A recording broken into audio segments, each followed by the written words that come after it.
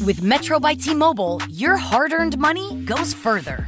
This tax season, there's zero fees to switch. Enjoy Metro's lowest price, just $25 a line for 4 lines. Plus, get 4 free Samsung Galaxy phones when you switch. Now that's the best deal in wireless. Metro by T-Mobile, empowering you to rule your day. All lines lose promo rate if any deactivates. No fees on select phones. Limit 1 per line with eligible port. Excludes sales tax. Limited time offer. Additional terms apply. See metrobytmobile.com. The following is a Hoop Ball presentation.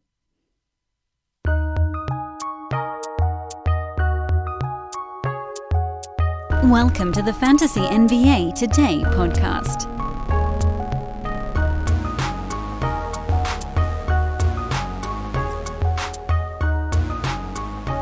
We got postponements, we got reschedulements, we got injury updates on players, we got blowouts, we got giant comebacks. It was a fun, if short, Tuesday evening in the NBA, and we are here on Fantasy NBA Today to recap it all for you first thing here on Wednesday morning. Big card coming up tonight, trimmed down by 3 games getting postponed, and then 2 of those 6 teams that were gonna play in different spots found each other, and they'll be playing instead. So we're only sub 2 games off the original, I think it was an 11-game slate that then became 8 and now is back up to 9. Am I getting that right? I probably screwed something up there. In any event, we got a lot to go over, so we can dive on into it here in just a moment. First things first, welcome to the show, everybody. It's Fantasy NBA Today, a hoop ball presentation. I am your host, Dan Bespers. Hope you guys are having a great week so far. I am having a week that is almost linearly correlated to how Chris Paul is playing basketball at any given moment. If Chris Paul has a good ball game, I'm probably in a pretty good mood. If Chris Paul has a terrible ball game, my mood tends to sync with it because he's the one guy that I have on almost every team. I have him on every roto team. Every one of my money roto teams, I have Chris Paul. Took him in the 3rd round of every single one of those drafts, and I don't regret it at all right now. He's been crushing it. So I'm in a pretty good mood this morning, all things considered. The world may be ending. Maybe not. I don't know. Doesn't matter. Chris Paul played well. That's all that matters to me. You can, if you listened to whatever that nonsense was and still think, I like this guy, you can follow me on Twitter at Dan Bespris. Quick shout out here at the front end of the show to our YouTube channel. Really kicking ass these days. That is youtube.com/hoopball. Strongly recommend you guys cruise on over there right now and subscribe. We have a lot of YouTube exclusive content, which is kind of a cool thing to say. Makes me feel like I'm fancy and young and from the future, maybe. That exclusive, the stuff that you can only get at YouTube, the YouTube exclusive content, which apparently is hard for me to say, is stuff like pregame shows, live pregame shows with our hosts that are talking about the games coming up just a few minutes before lineup lock, instant reaction shows to breaking news, which is also pretty sweet. It's something that you can kind of get on Twitter, but really in much more detail this way. So do check that out, youtube.com/hoopball. Follow us over there. Subscribe over there so you know when we have shows dropping. There's going to be a severe ramp up, too. Just more stuff, cooler stuff, prettier stuff. So that's our YouTube page. And also, big thank you to everybody that keeps rating and reviewing the podcast. We're on the path to 625 reviews, which, that's insanity. I don't even know 625 people. Right? But I don't know how many people I'm friends with on Facebook. I don't think it's that many. So thank you to all of you guys that have taken time out of your day, whatever day it was, sometime in the last few years or even in the last few days, to cruise on over to the podcast app on your Apple-branded mobile device or in iTunes, search for Fantasy NBA Today. Choose it. Scroll to the bottom on your phone or click on the rating and review tab. Drop a 5-star on it. I will continue to love you forever. You're the best. Let's do some NBA recap and analysis here on this Wednesday show. Things are going well for the things we've talked about. In fact, on yesterday's podcast, I spent a needless number of seconds lamenting the fact that we haven't gotten a CJ McCollum update in forever. They said 4 weeks and we'll get something. It's been almost exactly 4 weeks. And then sure enough, late on Tuesday, late afternoon, early evening time, the Blazers put out a statement saying that he was out of his walking boot and he's going to be reevaluated in 2 weeks. Which I hate the term reevaluate, and I think everybody that plays fantasy sports hates that term because it's usually reserved for, we don't really know what the hell's going on, so we're just going to check things out in about 2 weeks, and we'll see what happens. 2 weeks from today puts us at March the 3rd? March 3rd, which would be a Blazers home game against the Warriors. They host the Kings the very next day, and then you're into the All-Star break. So that puts you right there. In fact, Portland has 8 games. They have one tonight in New Orleans against the Pelicans. They have 8 games between now and the break, which I think puts them at 35 games. They have one postponed, if I'm not mistaken. Blended in there. Didn't they lose one? In any event, the All-Star break is at the halfway point this year, which is kind of cool. They can't really do that normal seasons just because of the way the schedule lines up. I wish they would. But you also want All-Stars to have a little bit more a greater body of work. This season, they just didn't have that choice. They needed to book the year in 2 different chunks for scheduling purposes, and then the NBA, in this very obvious money grab, decided to have an All-Star game during that brief respite, which I don't know how these players are doing the bubble thing during the All-Star break. This seems like a really terrible idea. Doesn't this feel like a super spreader event? I hope to the good Lord it doesn't derail the second half of the NBA season, because at that point, you don't have the time to reschedule anymore. You need those weeks to be the easy ones. I mean, you might see NBA players getting the vaccine by, I don't know, mid to late March, like a couple weeks into the second half of the season. You can't be obliterating a couple weeks in there with an outbreak. At least not caused by the NBA's decision-making itself. In any event, off topic here, if indeed McCollum comes back on the other side of the All-Star break, which it seems like maybe that'll be what we're looking at, probably something around March 11th, March 12th, something like that, that would put him out for almost 2 months. But luckily, because of the break, because of a postponement in there, the number of missed games is, I don't want to say less overwhelming, because he only played 13, and his team has now played 27 as of today. So he's racking up the DNPs right now. But if he's really back and he misses just another 8 ball games, that does give him a chance to miss 22 and play 50. Which, at this point you'll take it.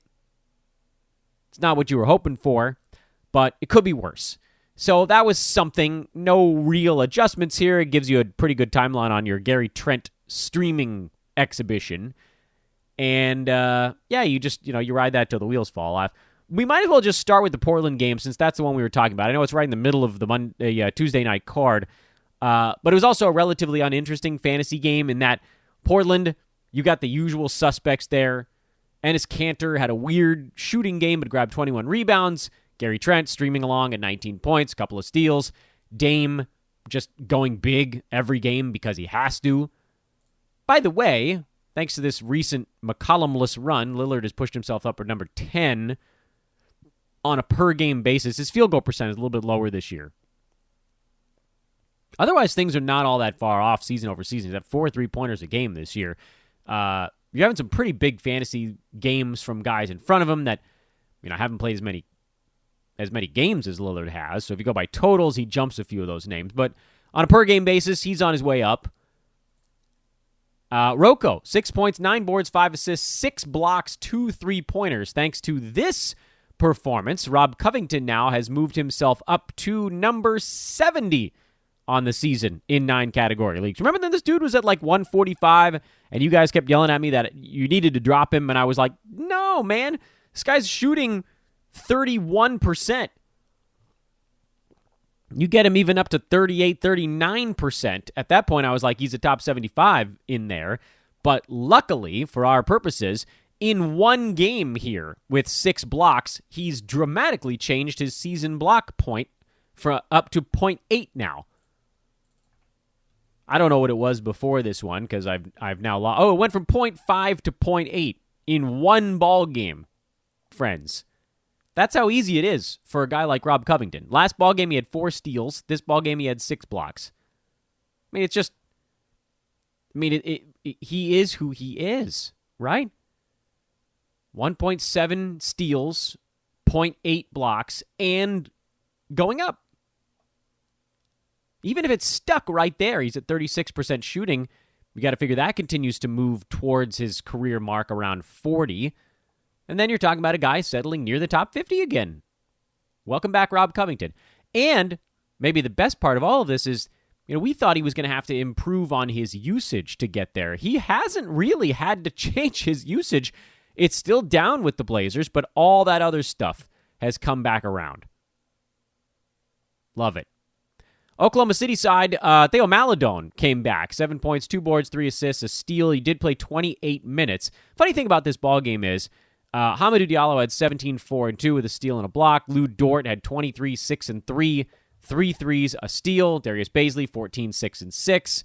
Isaiah Roby had 11 and 10, with Al Horford kind of dialing it back a little bit and then probably getting a rest day in their next one tomorrow. Or today, I should say. The reason I think there's funny stuff going on with this team is that they have all these young, exciting guys. Lou Dort, who's one of the better defenders in the NBA now. Darius Bazley, who has this well-rounded fantasy game, but with these 2 glaring, disgusting, unavoidable issues in the percentages. And Diallo, who can fly, rebound, assist. There are all these guys that are really exciting on this team. And then the one that probably has the best path to actual 9-cat fantasy value is Maladon. At least until George Hill comes back, which, we don't really know. It's been about a month. We were told there'd be some kind of update, and there sort of hasn't been. They're a scrappy team, those Thunder, and, at some point, do they just punt on Hill? I think Maladon's a guy that, we're seeing here. He is the go-to backup point guard, although Shea tends to run the offense when he's out there. They would slide Lou Dort up to small forward. Kenrich Williams would go back to the bench when Shea comes back. Maladon would stay in. So if they ever move George Hill at some point this year, if he gets traded near the deadline, Maladon actually slides into a pretty good fantasy role. There are problems with his game, one of them being his percentages. It's this same rather annoying thing that we've run into with other guys on this club. But I would caution folks to read too much into the 63% foul shooting. He's 0.6 for 0.9, which is sort of hard to say. And then he made 3 free throws in this ball game on Tuesday night. And if you include that, he's actually then made 9 of his last 10. So it's come around a little bit, and I think the misses early this year were probably not a great barometer of what his free throw shooting is. Field goal percent, on the other hand, that's probably who he is. He's probably around a 40% field goal guy this year. A lot of his shots come from downtown. He's taking 7 shots a game, and 4 of them are 3-pointers so far this year. But if his minutes move from 22.5 up to 30 as a full-time starter, you're talking about a guy that probably then sniffs the kind of 4 to 5 assist range. He's actually shown himself to be pretty good with steals. He could be in that 1.5 steals range. And you're probably looking at around, 10 to 12 points per game. So 10 to 12 points per game, 4.5 assists, 1.5 steals. He would probably be over 2 3-pointers a game in 30 minutes a ball game. That gets him inside the top 100. And I don't know that anybody else on this team outside of the obvious ones, Shea, Horford, basically, have a path to top 100 without any dramatic adjustments to things that don't tend to fix themselves in the middle of a season. Like with Bazley, both percentages. Dort, namely field goal percent, but also just kind of, generally doing things when he's on the floor that contribute in the fantasy manner. Diallo, I guess, could get there if his usage was high enough, but I don't know that that's happening even if George Hill is permanently moved. It doesn't seem like he's really tied to that. Let's go back to the beginning of the card, though. We jumped into the middle because CJ McCollum was the storyline. The first game was Denver and Boston. That was actually the only game going for about an hour on Tuesday night, and Boston got the win, which they needed. That's a team that's been kind of playing tired. Denver's down 4 starters in this game. No, 4 players. Let's call them 4 key players, because Porter Jr. is probably more of a starter long term. But Paul Millsap out, Will Barton out, Jamal Murray was back in there, Monty Morris was out, but they only down 3. Doesn't matter. Gary Harris, sorry, that's the 4th one. Jokic got a little bit of help from Jamal Murray in this game, but those 2 guys together needed someone else. They scored 68 of the team's 99 points. Jokic and Jamal Murray shot 70% and 56% respectively, and the rest of the team was around 30-something. It was rough. Michael Porter went 0 for 8. I don't know, man. Maybe he never quite got back from the COVID stuff. It's quite possible. He's brutal on defense, and so they can't afford to play him if he's not hyper-electric superhero offense. What was kind of interesting in this ballgame was Facundo Campazzo, who was mentioned briefly on this podcast before the season started. Josh Lloyd talked about him as a very deep league guy, and you see why. He has a pretty good fantasy stat set. He just needs 4 guys out to get there. The beauty here, of course, is that Denver has another game today, the Wednesday card. They play back-to-back, and in all likelihood, the 4 guys that missed the game on Tuesday probably missed the game on Wednesday. We don't know that for sure. Maybe Monty Morris is back. I don't think Will Barton's back. I don't think Gary Harris is back, and I don't know that Paul Millsap really changes all that much for Campazzo, because JaMychal Green slid in and did very little in his 28 minutes. So it looks like Campazzo might get another start and gigantic minutes again. They play the Wizards, so that should be a lot of offense. It's weird to see Denver only score 99 points in a ballgame. That's a rough look. Daniel Tice had to sit this one out on the Boston side, and if he misses any time, which I don't think it's going to be, maybe another game, maybe. I don't think it's going to be much. The Time Lord becomes a must-own, must-start guy if either of the other 2 Boston centers is out for any extended period of time, which, again, I don't think is the case, but since they've been relegated now to almost exclusively center minutes on this team, Semi Ojeleye got the start at power forward, played 30 minutes there. You'll see Grant Williams slide in and play a little bit of power forward from time to time as well, and then Tatum will slide up and play power forward. That means that you're looking at only 2 guys for the center bucket. Tristan Thompson's not playing more than about 27, 28 minutes a ball game. And so that, instead of Daniel Tice and Thompson and then Williams behind those 2 guys, he's only behind 1. Robert at 8-8 with 5 steals on a perfect 4-for-4 shooting in this ballgame. He is very, very Nerlens Noelian, which is not at all like Orwellian. It's Noelian, and you just need the pathway to it. So let's wait and get any kind of information we can on Tice. I don't think he's going to be out long-term, but maybe something comes up that's like, oh, it wasn't a sprain, it was actually something else. And then you'd go out and you make the jump on the Time Lord. Otherwise, no real surprises on that Boston side. New Orleans beat Memphis. I mean, the Grizzlies are so difficult to figure out these days. Zion, Ingram, and Josh Hart were the big games on the Pelicans side. Hart has been kind of quietly and very inconsistently hovering near the edge of the top 100 the last month or so. This ballgame gets him just on the good side of that ledger, and then he'll go through some really quiet ones. I like Hart. I think he's a guy that could step into more consistent value if J.J. Redick gets traded, and he's very clearly in the pecking order in front of Nickeil Alexander-Walker, who I told you guys you didn't need to worry about stashing him this early, and hopefully you didn't. Memphis side, they're just playing everybody. Brandon Clark, only 16 minutes. He picked up 5 fouls. Presumably, that'll be better in the next one. Get him out of foul trouble and get him back to doing good stuff. And maybe it's an opportunity to buy there if you think if you can find someone in your league with him that's worried this is something that becomes the norm. Lakers beat Minnesota in a tight ball game.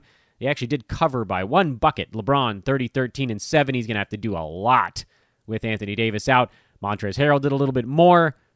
Didn't play very much, interestingly enough. Marcus Gasol, strangely, was the guy who did elevate his game in the post-Anthony Davis era here for, 3 weeks. Although, by the way, if AD comes back on the other side of the All-Star break, that's also not that many missed games because you get to work that off week in there. And we'll hope that that's the case. We all, myself included, thought Kyle Kuzmo was going to be a guy who did a whole bunch of stuff. He didn't. 7-4 with a block and a three-pointer. Not going to be enough. Not going to cut it on a game-to-game basis. I think he will probably be better in the next one. But keep an eye on Marc Gasol because historically he's had a much more interesting fantasy profile than Kuzma. If Gasol has one more good ball game, you just scoop him up and then run him out there for, the next 6 or so into the break and probably can punt on him then. But I don't know. I mean, that's the kind of thing you need to see twice. For Minnesota, we got word on D'Angelo Russell. He is out for a month. He had knee surgery to fix a sore, or a leg surgery, I guess, to fix a sore leg. I think they said 4 to 6 weeks, so he's out through the All-Star break, which means our Ricky Rubio preemptive grab from a week and a half ago actually is turning out to be potentially quite lucrative. Malik Beasley had an off shooting night. Anthony Edwards had an on game, and he's just getting better by the week. And Cat is a potential buy low. He doesn't have his legs underneath him to this point, and it's probably COVID-related. I would say go float some offers because this is a type of game that knocks him down a little bit. I mean, down to 7, so long way to go to get off the very high pedestal he set for himself. But you could probably have Cat even cheaper than that because I think a lot of folks are probably looking at these games and thinking, how long is it going to take this dude to get back to full strength? And we all feel for him, too. So I don't want this to come off as callous in any way. We just have to analyze it from a fantasy standpoint. He's a buy low. But you got to be willing to ride out. I mean, he might not be himself until after the All-Star break either. Can you afford? Can you handle? I don't know, 8-10 games where he's still not back? And then you're only getting 30-some-odd good Cat games if he even stays healthy? It's a gamble. It's a gamble. Consider it, though. It's not a crazy one. Jared Vanderbilt, 4-13 with 2 steals. He is very firmly on our radar now. Played 29 minutes in this ballgame. He's really interesting from a rebounding and defensive stats standpoint. He is not wildly owned in fantasy leagues, only 10% owned. After a 23-minute start against Toronto with 12-7 and 2 blocks, and this one only 4 points. That's not going to light up the radar, but 13 boards, 2 steals. Good field goal percent because he ain't taking shots outside of a couple of feet from the bucket. And if you look at his season numbers, in 19 minutes, he's at 6-6 with 1.7 defensive stats. What if you add another 50% to that? Maybe that's a bit aggressive. I don't think he's getting to 27.5 minutes a ball game, but maybe get him up to 25 minutes. Add like another 35-40% to what he has right now. You're talking about 8 points, 8 rebounds, almost 3 assists, 2.5 to 3 assists, almost 1.5 steals, and over a block a ball game. You know who that also sounds like? Nerlens Noel. But actually better assists and possibly better rebounds. This is a guy that should probably be more heavily rostered than he is. And one of the things, remember, we talked about it, Vanderbilt put up some decent ball games while Cat was out, but his minutes bounced around quite a lot. He doesn't score, so you're staring down the barrel of whatever that situation's going to present to you. The defensive stats are good, but not overwhelming. And there's so many low-minute games blended in for him over that stretch that checking the game log, you can kind of get lost in the minutia. Like a 16-minute game where he had 3, 2, and 2 and a block. But then if you look a little farther back and he had a 25-minute game where it was like 4, 7, 4, 2, and 1, 5 boards, 2 assists, steal and a block, 8 boards, a steal and a block. He has a path inside the top 100, but his minutes really can't drop below 23. That's the low water mark. So he's not quite Noelian. He needs a few extra minutes, I would venture to say. But some of that is also because he's playing power forward and not center. He's their center on offense, and he's their power forward on defense. Keep an eye on Jordan Vanderbilt. I really think that he is dramatically under-rostered, given what could actually shake out for him here over the next, I don't know, maybe this is the path Minnesota takes. Could he get up to 8 rebounds a ball game with Cat next to him? That's a big question mark. That's the one thing a couple of things. That's one of them. Talked about Portland, Oklahoma City already. Toronto beat Milwaukee on the road. Kyle Lowry has a sore ankle. It's unclear the significance of all of this, but hopefully he won't be gone for long. Chris Boucher played very well. Toronto went to the 5 best starting lineup in this game. Pascal Siakam at center, and Anunoby the power forward. This, by the way, is why I drafted Norman Powell everywhere, because I thought he was going to be their starting small forward, and then instead they decided to go big until, well, you looked at this and they were like, oh, well, they opened it all up and everything was gravy. They shot 51% against the Bucks, put up a $124 on them. I don't think they're going back to the big lineups unless they're dealing with a traditional starting center on the other side, and for Milwaukee, it was Brook Lopez, so they could throw Siakam on him.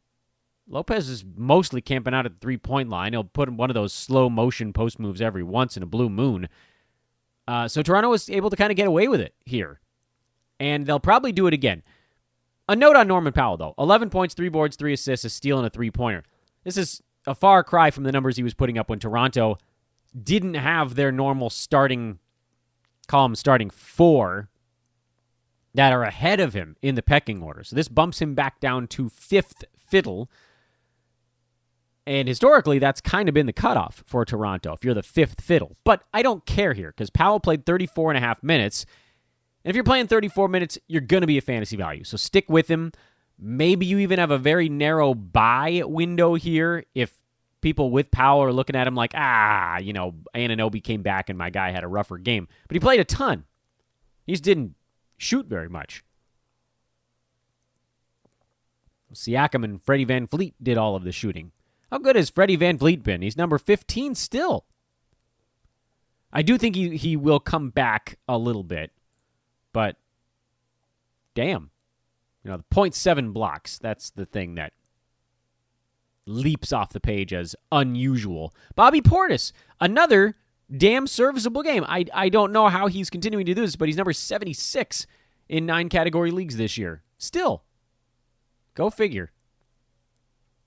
Are the wheels ever going to come off that thing? Maybe not. He's almost at the halfway point right now. Phoenix led by over 20 points. They biffed it. James Harden, 38, 7, and 11 with the rest of his team basically out for this ball game. Joe Harris, who I adore Joe Harris. He's number 80 in 9 category leagues, and he doesn't do much of anything in like 5 or 6 categories, but he's just so damn good in threes, field goal percent, turnovers, that it covers everything else.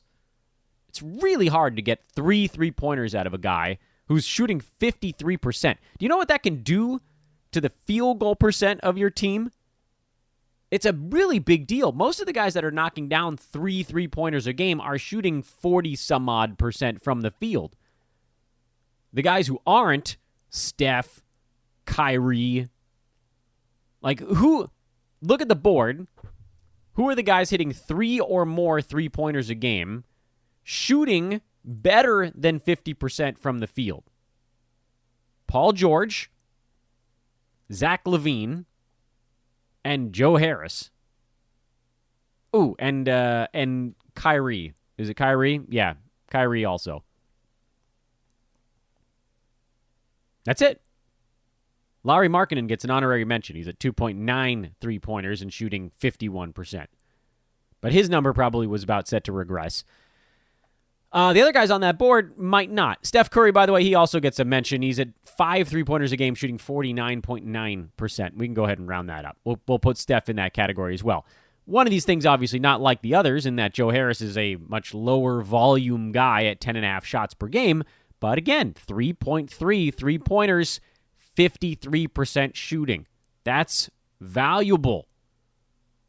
That means that, he covers a big chunk of what you need in 3-point percentage, or in total 3-pointers for your team, whatever, head-to-head, roto, whatever it might be, without putting the typical dent into your field goal percent. Not only does he actually not hurt you, but he's helping this year. I dig it. I know he doesn't do much else, but that is such a critical combination because it opens up some other stuff you can do with the rest of your roster. Chris Paul, 29, 4, and 7. 4 3-pointers, 12 for 20 shooting, and a free throw with this big ball game. Our good buddy, old man Christopher, has slid into number 24. He is now officially a second rounder on a per-game basis on the season. And here he comes again, man. By totals, by the way, number 19, because he's only missed one game so far. I think, right? How many games have the Suns played? Suns have played 26 games. Chris Paul's at... What? That's not right. They played 27. He's played 26. 17 points, almost 5 boards, over 8 assists, 1.3 steals. Those have come around, 49 from the field. He's shooting a ridiculous 97% at the free throw line. That will probably come down a little bit. So you can dial him a tiny bit back there. But the scoring's actually been trending up, and the steals have been trending up to sort of counterbalance that. So, yeah, I mean, like I said, you can pretty much tell my mood based on how Chris Paul's been doing, and Chris Paul's been doing... Well, he's been doing. He's been dealing. He's number 13 over the last month. 25 and 8. 1.7 steals, 52% from the field. 2 threes, 97% free throw shooter. Basically a first rounder over the last month. Missed it by that much. They won't let poor DeAndre Ayton get any shots of his own. All of his stuff is putbacks and lobs, which is, cool if you're into the very high field goal percent, but fewer opportunities part of the proceedings. But that's not what I wanted. That's not what any of us wanted. He's number 75 on the season because he actually hasn't had many defensive stats either. And looking at his numbers, there was an indication that might have been happening on its own anyway. Now, this admittedly was a decent ballgame. 16 and 9 with a block and a 3-pointer, 2 assists, 7 for 9 shooting, made his free throw, only 1 turnover. No one's going to argue with that as a line that's better than he was doing prior to this ballgame. But 16 and 9 is not what you were drafting in the second round. That's a fourth round type of line. That's poor man's Jonas Valanciunas, as we talked about earlier this week. The one guy I had my eye on in this ballgame, no one on the Brooklyn side, because they were in zombie mode here with no KD and no Kyrie, which, of course, opened things up for old Jeffrey Green over there, is Jay Crowder on the Phoenix side. He had 15, 7, and 3, a steal block, 3 3-pointers, and, he's been sort of bouncing back and forth between rosterable and not. Some of that having to do with his overall health. He had a couple of ball games there right at the beginning of the month where it seemed like his injury was maybe getting the best of him. He played 16 minutes in that game in Dallas, and then he played 13 minutes before exiting and then taking a week off. If you pull those 2 games out, he's inside the top 100 on the year. Can't pull those 2 games out because if you were starting him every day, you got those. But he's around 28 minutes a game. And if you pull those 2 games out, he's around 30. 30 minutes a ball game is not far, really, from where he was in Memphis last year when he shot pretty close to the same number. He was 36.8% in Memphis. He's at 37.3% with Phoenix right now. More 3-pointers with Phoenix than with Memphis. But otherwise, the stuff is pretty parallel. He was at 10 points, 6 boards, 3 assists in Memphis. He's at 10 points, 5 boards, 2 assists here in Phoenix with a steal. So if you're wondering about how this levels off for Crowder, look at what he did last season before he got traded. And then if you want to play a game of, what if you could dodge the game where he plays 15 minutes and gets hurt, which you can't because no one has that clairvoyant ability. He had 1 3-pointer in those 2 games.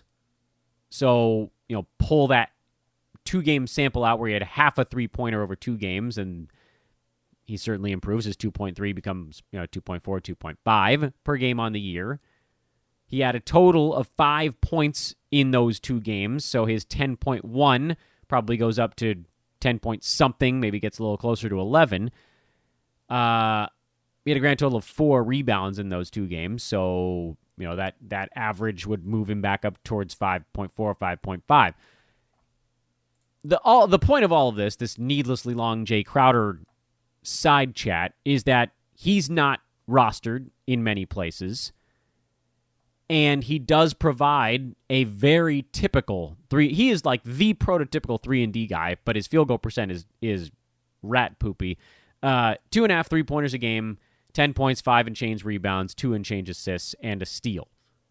There's a place for that on rosters. That's the kind of thing where, like, if you traded away Tim Hardaway Jr. in a 2-for-1 type of package deal, Jay Crowder, you could just pick him up and plop him in there and lose a few points and gain a few other things. He's a lot like a lot of other dudes in fantasy basketball. Interchangeably so, not in a way where I would suggest you need to go out and pick him up, but more so in a, hey, if you have a guy on your team who's not that different from this, and maybe he's slumping or hurt, or you put him in a trade, maybe you took someone who's a little bit better on the year than Crowder, but kind of similar makeup. Like, let's look at guys in the between 80 and 100 on the board right now, and let's see if we can find someone who's not that far off from Jay Crowder. Like, maybe someone who took Royce O'Neal in a trade from you. I don't know. Nobody's all that interested in Royce O'Neal. Maybe someone took Kevin Huerter. Maybe you put Kevin Huerter in a trade with, like, JV, and you got back a top 45 type of guy. So you turn Valanciunas, who's right around number 60, into, say, Rashawn Holmes. Like, let's say you did Huerter and JV for Rashawn Holmes, and then you were like, well, who do I pick up to fill my roster slot that was Kevin Huerter? You'd be like, oh, cool. I'll throw Jay Crowder in there. That's the type of situation I'm talking about right now. He's an adequate replacement player. Streamer. But he's a full season streamer. Like, you could just plug him in whenever you wanted to. He'll probably, if not for the missed ball games, he'll probably compile his way inside the top 100 the rest of the way, if he's healthy. There's your big if. Guys, head on over to hoop-ball.com and check out the Wager Pass, the Fantasy Pass, the DFS Pass, and Hoop Ball 360. The Fantasy Pass has both the full season and the DFS package built into it. DFS Pass is $1.99 a month. Not a day, a month. You get Discord access, exclusive Discord access to our team of DFS pros, and a daily breakdown of every single ball game and pricing tier favorites from that DFS team. That, again, $1.99 a month. Fantasy Pass, $4.99 a month. Again, exclusive Discord fantasy access, including the tweet storms. You guys might remember those from seasons gone by. I do those with the great Adam King this year. You've got nightly live chats, video Q&A shows, projections, streaming charts, scheduling grids, dynasty boards, rankings, 8-cat, 9-cat, all of that stuff. That's $4.99 a month. And, again, that includes the DFS Pass. And if you're into sports betting, the Wager Pass is growing. We currently have 7 analysts, but that may be on its way to 9 or 10, all in the same $9.99 a month plan. Plays from everybody, analysis from everybody, all in one easy-to-navigate thread. And, of course, Hoopball 360, that's got all of the above for just $12.99 a month. Check those out today at hoop-ball.com. Click on the Premium tab and learn more about the package that makes the most sense for you. Take that information that you just got. Go to mybookie.ag. Sign up for a new account with promo code HoopBall. Make your first deposit and shoot me a tweet at Dan Besbris, DanBesbris, or email teamhoopball@hoop-ball.com with the subject line, I just made an account at MyBookie and I've got a prize for you. Would love to show it to you, but you got to do those steps to do it. Again, make an account at mybookie.ag with promo code HoopBall, HOOPBALL, and then holler at me. Let me know you did it, and I can get you some goodies. They might be green goodies. They just might. Do not pass that by. A weird Wednesday on the docket, if only because, again, we started with whatever it was, 11 ball games, went down to 8, it's back up to 9. Or is it back up to 10 now? It might be back up to 10. It is a real screwball of a day. We don't have any betting lines, which is great because I didn't want to talk about that all that much anyway. Fantasy watch stuff. Here's homework analysis. New York is in Orlando. The Knicks are basically fantasy homework right now, and so are the Magic. So that's a wonderful game for you to put on your docket. Things to watch. We know Nerlens Noel with no Mitchell Robinson is going to cook. We know Julius Randle is going to cook. What we don't know is what the crap else is going on out there, because quickly he's in there and he's taking shots like they're going out of style. Derrick Rose is sort of the commander of the second unit now. Alec Burks has vanished. Reggie Bullock has helped kill Alec Burks. R.J. Barrett, who was more of a points league guy to begin with, he's semi-vanishing with Derrick Rose around. There's a lot hanging in the balance in New York, and you don't want to miss it if something rises above the rest. Similarly, in Orlando, it's looking more and more like Michael Carter Williams is indeed the point guard there. We'll know more when Cole Anthony is healthy. Maybe that ends up a timeshare, but the Magic do seem better with Michael Carter Williams. Interested to see what happens when Evan Fournier comes back, and then Aaron Gordon, who shouldn't be that far away at this point. It's been a couple of weeks now. So, if you're Orlando, I know the initial thought, and I believe they should throw in the towel and blow things up. They're 10-18. They're not good. They're not particularly good even when they're fully healthy, but the Eastern Conference has, screw the play-in. The Magic are 8 games under 500. They're only 3 games out of a playoff spot right now. So if they just sort of tread water for a little bit, don't lose too many damn ball games, get Fournier and Gordon back, they might convince themselves they still have something to play for. So keep watching them. I don't think there's this big youth movement coming anytime soon, at least. And that's why I think Carter Williams actually gets that job. Slumping Atlanta Hawks are in Boston. Celtics on the back-to-back. Do they trap Trae Young? That's the question going into every one of these ball games right now, and teams are starting to figure it out. Would love a more significant update on Daniel Tice on the Boston side. Houston, sounds like Victor Oladipo out. We'll see if anybody else is back. They're in Philadelphia to take on the 76ers, who head home after a relatively rough road trip. I mean, this is a team, Philly's been slumping a little bit. Houston is just beaten to a pulp right now. Ugly-ass ball game potentially coming up here. We'll see how it goes. Not much fantasy-wise with Houston until you actually get them healthy. Then again, maybe they just never will be. Indiana at Minnesota. If Doug McDermott's still out, get some more TJ McConnell action. Timberwolves on the back end of a back-to-back after losing to the Lakers. They've been more fun lately. Nothing of real note with Minnesota except for Jared Vanderbilt, who we just talked about for 4 or 5 minutes, so no reason to rehash that discussion. Detroit is in Chicago. This is the fixed ball game. Those two teams were set to play 2 separate opponents. Bulls were going to be in Charlotte. Pistons were going to be in Dallas. Texas is experiencing some severe weather and power outages, so they're unable to play their ball game. So those two teams decided to play each other because they didn't have any reason not to be in action. Silly, isn't it? Detroit, there's some stuff to watch. Sadiq Bey with Blake Griffin sitting. I think he'll be good for a couple of ball games. Then he'll probably have a Sekou Doumbouya-like rookie wall situation where just wham. Although he's a little older than Sekou was last year. I don't know. I'm not sure Bey's fantasy game fully translates yet. And there's still, you never know. Keep an eye on him. And Chicago doesn't play much defense either, so that could be useful. Wendell Carter Jr., let's check out his minute total in this ball game. I'm not starting him yet, but I ain't far. Denver on the back-to-back in Washington. We already talked about the Nuggets and possible streamer options there in Campazzo. Wizards look happy their last 2 ball games. They played well against Boston. They played well against a bad Houston team. Now they get a real opponent coming in. And I don't know what fully to make of it. How's Moe Wagner going to look against Nikola Jokic? I'm guessing not great.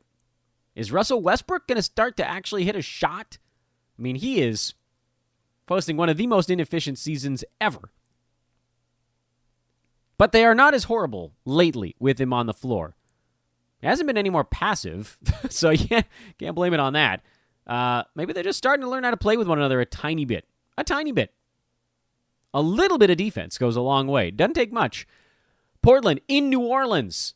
Pelicans just had that crazy game yesterday. They're favored by 3. It's the only betting line on the board for Wednesday night. Blazers, same old stuff. Pels, same old stuff. Thunder, same old stuff. Memphis, same old stuff. Can't stand those two teams right now. Keep an eye on Maladon, though. And I'd love it if DeAnthony Melton could get back so we could get a feel for him. Miami, boy, they look terrible. They're in Golden State. Warriors have been playing relatively well outside of the Nets ball game. Utah is in L.A. to take on the Clippers. We don't know who's playing. Kawhi Leonard is questionable as of right now. Paul George out. Nick Batum out. Guessing Pat Beverly is in. And this should be a pretty fun ball game. Utah has just been throttling people lately. Clippers have looked really good. But I got to throw the caveat in there. They beat a Heat team that is not playing well. They beat a Cavaliers team that's among the worst teams in the NBA, if not the worst right now. They beat the Bulls. That was a decent enough win. And then the Timberwolves. That's the last 4 wins for the Clippers. Nothing really impressive in there. The win over the Heat without most of their guys was pretty good. I'll give them that one. But this is the front end of a back-to-back with Utah, or rematch set, because the games are not on consecutive days. Fantasy-wise, on the Clippers, we're really just waiting to see guys getting back in the mix. Pat Beverly's minute count. Marcus Morris has been on a heater. Lou Williams has been on a bit of a heater. If Kawhi is back for this one, what does that mean for the rest of these dudes? Where the hell is Paul George? We get any kind of update on that bone edema. Zubac's played really well in their last one against the Heat. Does he now get a nice opportunity against Rudy Gobert? Or do they throw Ibaka in there to try to stretch the floor a little bit? That might be the move. We shall see. Fantasy-wise, there's nothing with Utah, and for the Clippers, it's all of that stuff. I don't think I trust any of those guys enough to dump them in.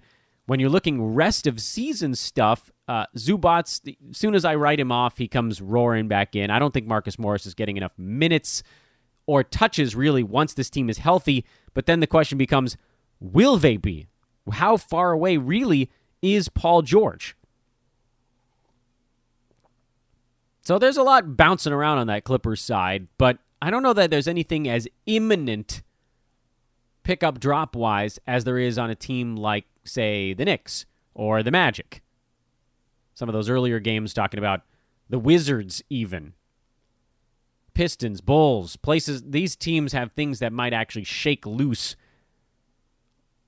With the Clippers, I think you're just looking for a little bit more info. And that's your Big Wednesday.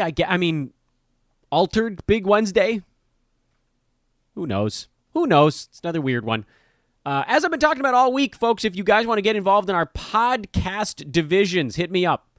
But you got to be ready to sink your teeth into this thing. This is not a screw around. This is a real project. If you want to grow something significant and special from the ground up, shoot me a line on Twitter, @DanBespers, or email teamhoopball@hoop-ball.com. Thanks again for all the ratings and reviews. Love you guys. You guys are the best on that one. And again, go to youtube.com/hoopball to be a part of our fairly new, it's been around for a while, but really new since we've been putting some TLC into it, Hoopball YouTube page. Let's wrap it up. That's enough of that nonsense. I'm Dan Bespers. Thanks so much for listening, everybody. Back at you again Thursday morning. Same old stuff. You guys know how the midweek works around here. Break down a big old Wednesday set of results and turn our attention to a much shorter and simpler Thursday. Enjoy the night, everybody. Talk to you tomorrow.